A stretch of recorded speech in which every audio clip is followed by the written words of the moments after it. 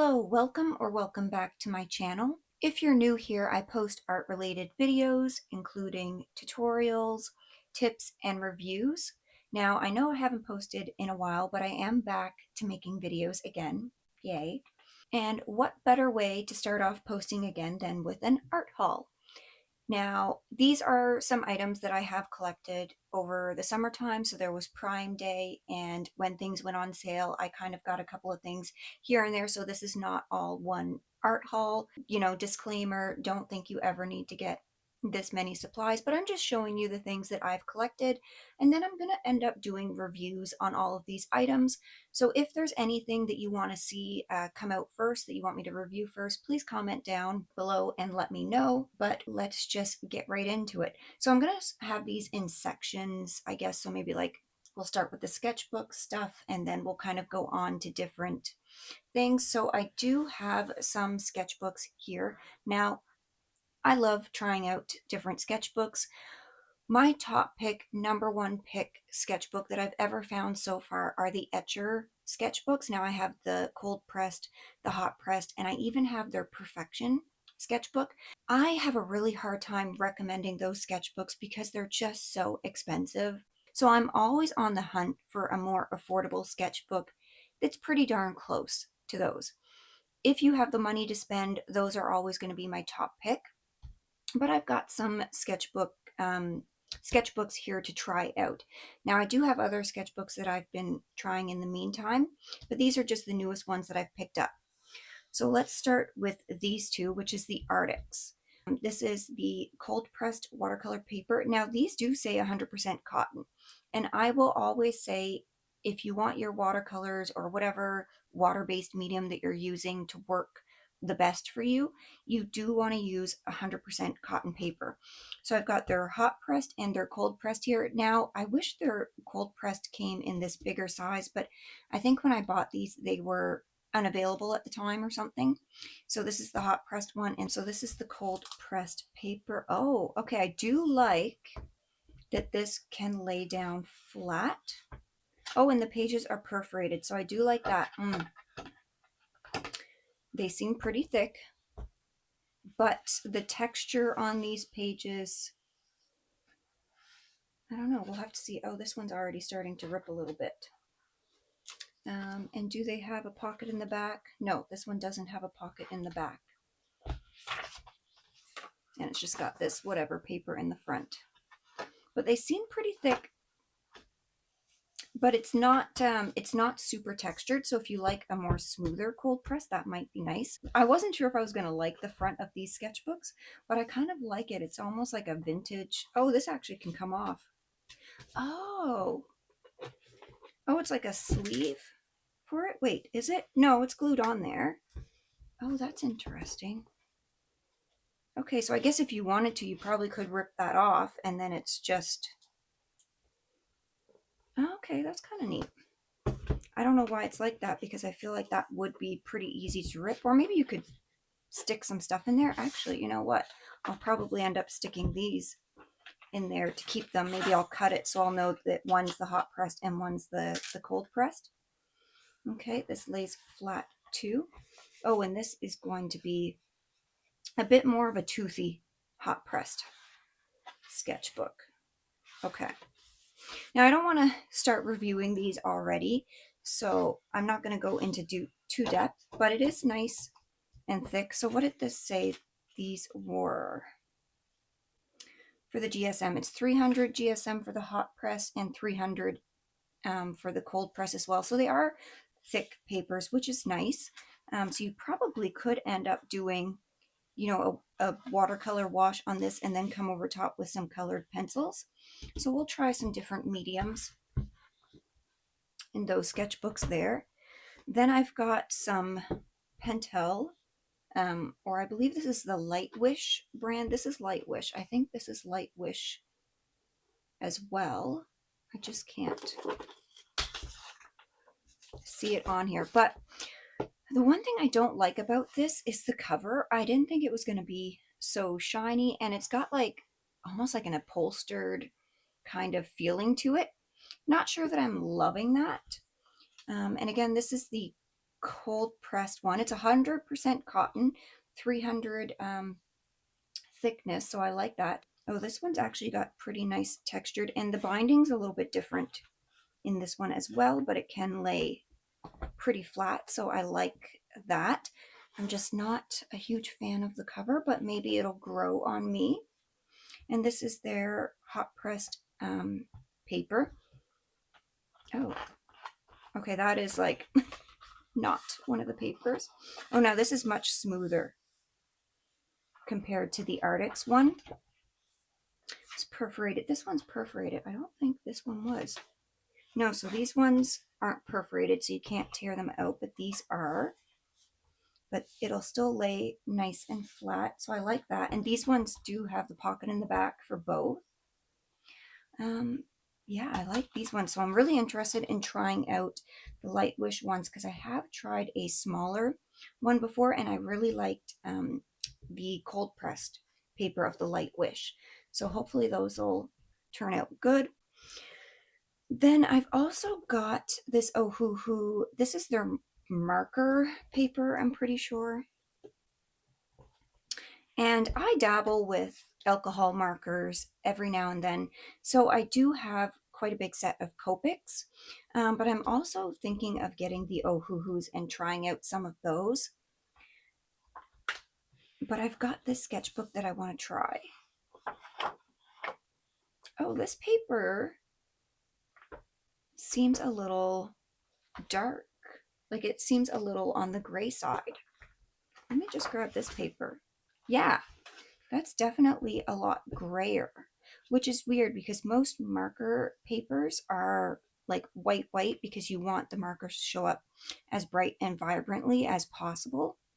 So that's interesting that this is like noticeably darker. So I wonder if that would affect the color of the markers on it. Now the paper feels nice and smooth. I typically will use the Strathmore Bristol Smooth paper with my alcohol markers, or there's like the Canson marker paper, which is a lot thinner, but it's still pretty nice. But if I want to go over top with colored pencils or something like that, I'll use the Bristol Smooth paper. This feels kind of like the Bristol Smooth. It's just grayer. It's a lot grayer. So that's kind of interesting. But I do like that this lays flat. I think the Bristol Smooth is a little bit thicker than this paper though. What is this? Yeah, this is 90 pound. And I think my Bristol Smooth, actually, let me go double check. So this is the Bristol Smooth that I was talking about, and it's a 100-pound paper, but it does feel noticeably thicker, and this is much whiter. So if we look at this, like you can see the color difference between them. So I do find markers show up very nicely and vibrantly on this. So I'll be interested to see how they show up on the Ohuhu paper. Now I do have a couple of other Ohuhu sketchbooks or whatever. I think they're mixed media ones. And those are a brighter white paper too. So maybe I'll test the markers on those ones as well. But I was interested just to have a sketchbook if I just wanted to do a quick little drawing or something with the markers. So I'm interested to try that. And then the last one that I have for new sketchbooks is the HIMI Gouache Pad.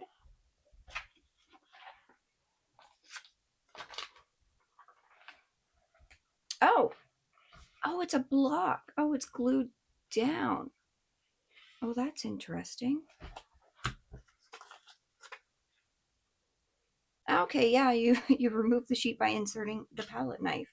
Now I have a video showing you how to remove paper from watercolor blocks, but I don't think on the listing this said anywhere that it was an actual block. I thought it was just a pad, but I guess once you remove one sheet, it'll still work sort of like a sketchbook.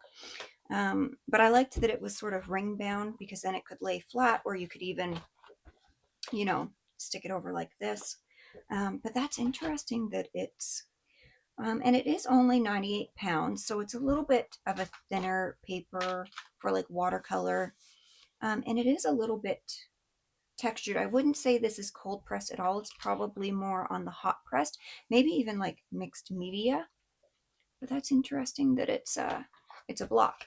So I'm definitely interested to try that. Now I've used gouache a little bit here and there, but definitely not as much as I'd like to. I'd really like to get into gouache more. Now I love my Liquitex acrylic gouache. Those are probably my #1 for gouache, but I wanted to try just plain gouache. And how many times am I going to say gouache? I have tried the HIMI gouache before. However, my palette did kind of dry up because I've had it for years. So I did end up getting a new HIMI gouache palette. This was actually really cheap. Um, and I loved the purple color of it, but these are all the colors that come in it. So I figured it was a good set. Now I've had, I think it was the 52 one before. It was like one of the big ones. Now they have even more than that. I think it's like 100 and something, because I've noticed these now come in like little double pots. The one I had before was just the one big pot. So let me get this open. Like I was saying, I actually really did like the HIMI gouache. And especially like if you're just playing around. Oh, that's kind of stiff getting that up. If you're just playing around and new to gouache and you don't want to invest, now I do have some other gouache that I'm going to show you in a minute that was a little bit more of an investment, but there's just something about the HIMI gouache that is really satisfying to work with too. Okay, I like that it comes with a little tiny palette too. You can always use the top of this to mix with. My other one. The big set had like a foam sponge here, and I guess that was just to help maybe keep it insulated so it wouldn't dry out as fast. Okay, there's another swatch card here. So those are pretty much the same thing, so I guess I could just keep that swatch card. And then, oh, it comes with some brushes. Those are actually kind of nice, and I love the purple color. So we'll test those out. I have some other HIMI brushes. I think they're HIMI that I use with my gouache, and I really like them. They're really good quality. I think I have the blue set and maybe the pink set.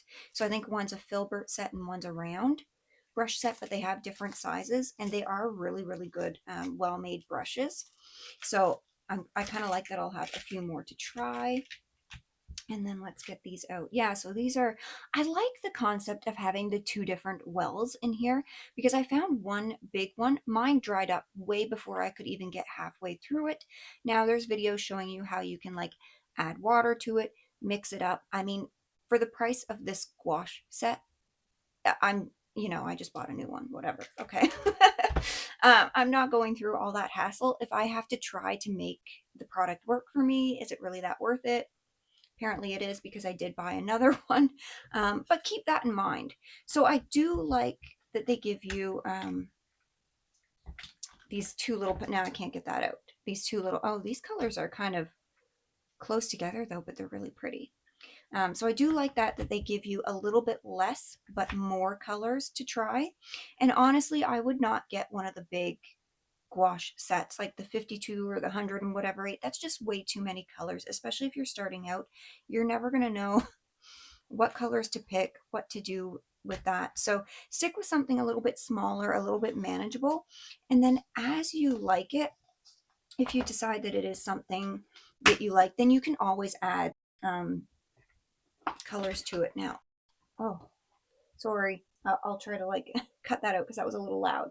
Now, one thing that did really intrigue me is this HIMI gouache metallic set.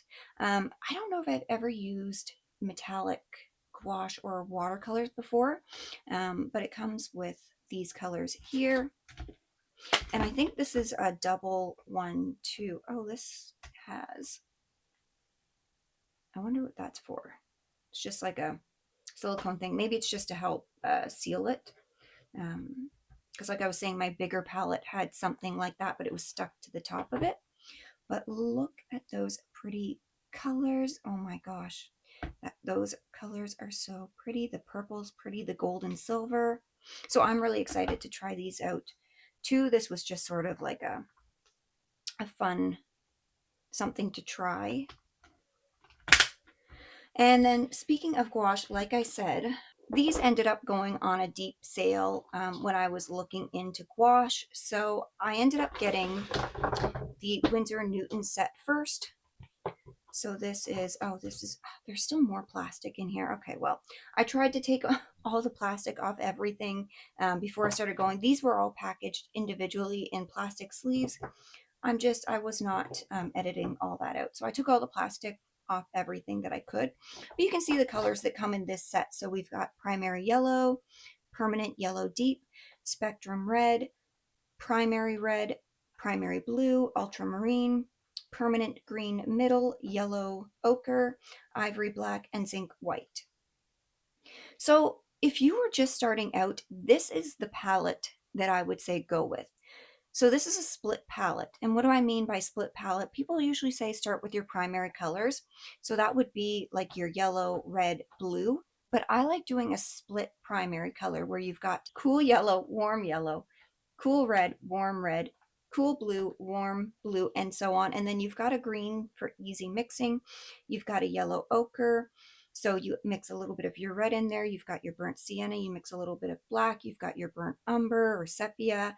So, I mean, with these two added, the green you don't really need, but I would definitely go with some kind of brown, either a yellow ochre, raw sienna. You could go with your burnt sienna if you wanted to, but the green's not a necessary color. And then once you get a feel for these and you're able to mix some colors, then you can start adding your convenience colors. So I call these my convenience colors. It's just colors that I know I like to use a lot. So greens. So I've got permanent green deep. Now these are Holbein because I sort of wanted to try. I got this Winsor Newton like super cheap. And then these went on sale for 50% off. So I just picked up colors I knew that I would use. And I believe the Holbein gouache is actually cheaper than the Winsor Newton, like even full price. So I kind of wanted to pit them against each other and see which is better. And then I can recommend you, hopefully, maybe the cheaper one. But I've got olive green, leaf green, permanent green deep. I really love that color. Brilliant orange. I've got opera. I've got burnt sienna, cobalt turquoise. I love that color too. Violet and sepia. So again, these are just some colors that are easy to mix with. Now, the only one that I believe out of this is not light fast is the opera. Obviously, the HIMI gouache, not light fast. But if you're not doing professional art or doing commissions, you don't even need to worry about that. But one thing about the professional brands like Winsor Newton, Holbein, M. Graham, most of them are light fast. It's only going to be your very brightest pinks and stuff that aren't. A couple of reds here and there, but I believe these two reds are light fast. So yeah, I have these to try out, so I'm super excited. And I also picked up a wet palette, or like a palette that you would use for gouache. So I was looking at, there was like a little round palette like this, but because I picked up too many colors, I decided to go with the bigger-ish palette. So this is a 24 well. Oh, and there's still plastic on everything. But yeah, this is a 24 well, and I like the size of them because I can put a bit of, color in there and have it and try it. But it's not so big that I have to put half the tube in, and then if it ends up drying out and I don't like it, then I've wasted a bunch of gouache. So I'm probably only going to fill them up, enough. And if you want to see a video of me filling this up and showing you how I do that, because I've transferred all of my watercolors into little pans too, and I just use a little bit of glycerin to mix in with them so they activate a little bit easier. So if you want a video on me doing this palette, let me know. Okay, so this was the watercolor pencil set that I got. This is the KALOUR watercolor pencils. Now I have a couple other KALOUR things. These went on sale for Prime Day, I believe, and I just haven't gotten around to using them yet. But they seemed like really nice colors. But for a small set like this, so 72 colors, they actually have quite a nice range, especially for your purples and stuff. A lot of the smaller sets, purples, blues, and greens, you don't get as many. They also have a really nice set of like earth tones here. So I just really thought the color range was nice and they look nice. Now I have the Derwent watercolor pencils and the Faber-Castell Albert Durr watercolor pencils. And honestly, those two are great. The Faber-Castell is probably my favorite. I would say it's like a top tier watercolor pencil. But again, I'm always looking for cheaper things to recommend. So I'm really excited to try these out. Now, these remind me right off the bat of the Derwent watercolor pencil because they are like hexagonal. And they've got the name, so Fleshlight 20 watercolor, and then it says it's got a little color chart here. Now, right off the bat, this paper is not the paper that I would choose for watercolor pencils. It's very smooth, so I'll probably end up making my own watercolor chart just to give them the best chance. And then I'll obviously do an artwork with these two. Let me see if I can get this out. I don't like containers like this that don't have the little tabs on them because they're just a pain in the butt to get out. And then we've got this set on the bottom, but these colors do look so vibrant. So I'm really interested in trying these out too. I'm not going to take all of the layers out right now. And again, I don't know if these are the brushes I would choose to mix with this. I really like using the watercolor brushes, like the ones with the containers on them that hold the water, because it's a little bit more controllable. But you can use any watercolor brush with these pencils. You don't have to use those. They're just sort of my preference because I can be a little bit more controlled if I want more or less water. But I'll probably end up trying out both pencils. Now these say they're artist quality pencil set for layering, blending, shading, and coloring. We'll see if they're artist quality or not. But again, if you're looking for something light fast, this would not be your choice. I would go with the not Polychromos, the Faber-Castell Albrechter, or even the Caran d'Ache Aquarelle, I think they're called. But again, those are even a little out of my price range. I've been looking for a good sale on those, but I just can't. I can't for the life of me come to purchasing those because I have the Faber-Castell ones, and they're just so good to work with. So then I've got a couple of colored pencil sets from KALOUR. I've got their 72 set. I think I saw a set on Amazon for like, they had like 500 pencils or something like that. I'm pretty sure this was the brand. And they were fairly cheap. But I was like, there's no way I need another 500 pencils. No way. However, I still wanted to give them a try. So I got the 72 set. Again, these ones had a really nice color range. So the purples, the greens, some really nice blues in there. Again, some browns. We even get like some more like muted colors in here. I really like that. It's sort of lacking a little bit in yellows, which is interesting because most smaller sets have a lot of yellows, reds, oranges. Those seem like the colors to go to. But this set has some other ranges. So we have a couple yellows in here, a couple of reds. So, I mean, it's not horrible, and it's nice because, I mean, you don't need 10 yellows or 10 reds. So I feel like they gave you a really nice range of other colors to try. Let me see if I can get this open because I haven't opened this yet. Okay, right off the bat, not loving the packaging, but again, considering this was so cheap, it does come with these little flimsy plastic trays, and there's two layers, so there's a layer underneath. And these pencils do look nice and vibrant.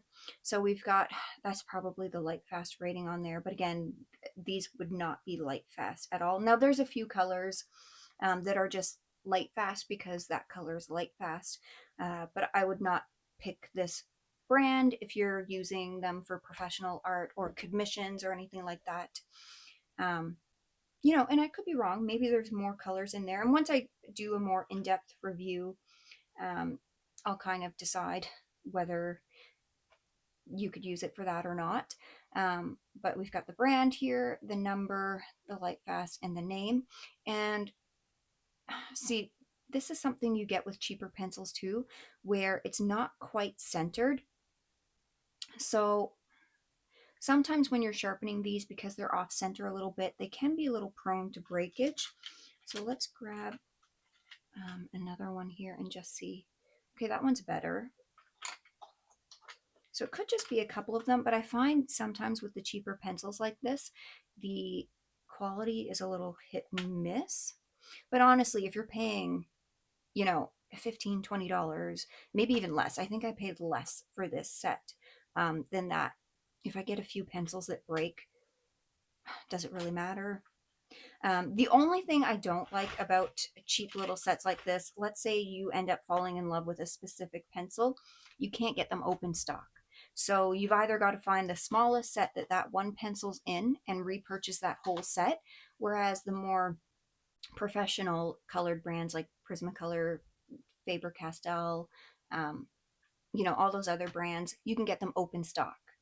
Holbein too, you can get them all open stock. So if you want to buy just that one pencil, you can. So that's the only thing I don't like about these cheaper little sets. But again, if you're buying one pencil for, let's say, four or $5, unless you can get them on this on a sale, versus getting this for $15, and then you know you've got a backup of some of these other colors, you know, keep that in mind, right? Now, I also saw this portrait set from KALOUR, and this is a 36 colored pencil set, and I've sort of been dabbling into portrait work here and there, so I thought this would be really interesting to see if it's actually like good colors that you would use for doing portraits, and I thought this would be fun to kind of maybe use in like a sketchbook.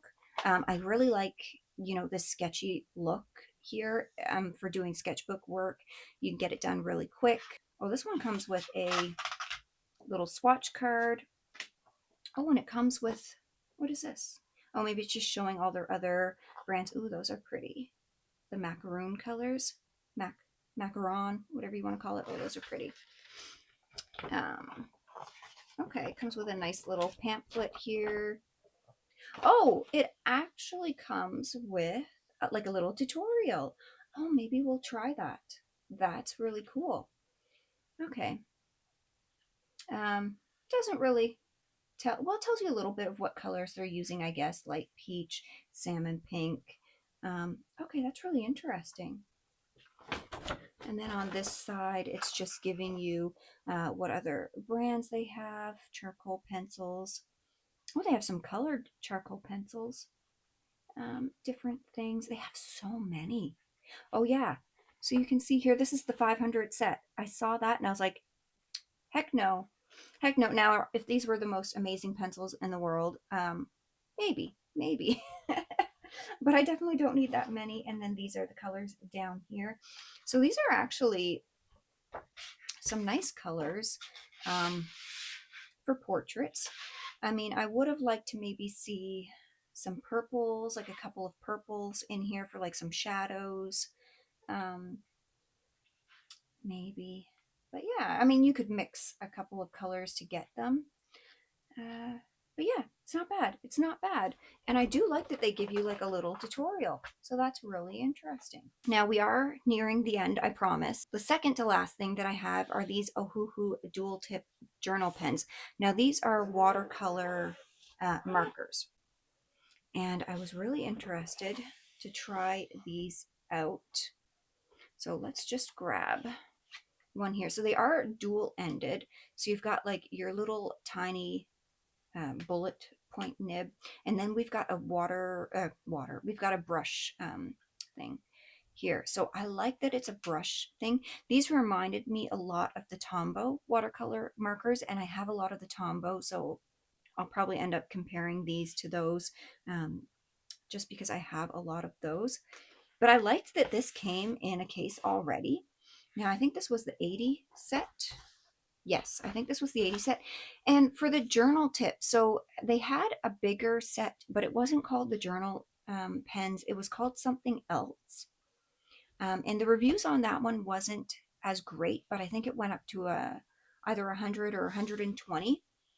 But these ones, the journal pens, actually had pretty good reviews. The color range is pretty good. So we can see that there.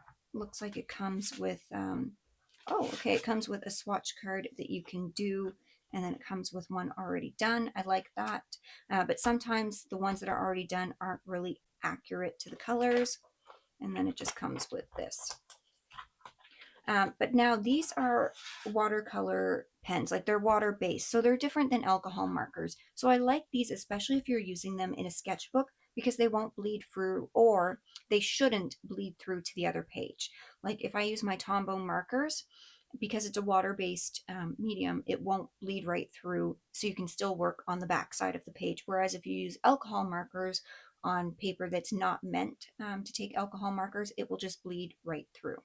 So the back page, unless you're using an opaque medium, you can't really use that page anymore, which is fine if you don't mind using every other page in your sketchbook for alcohol markers. And sometimes I do that.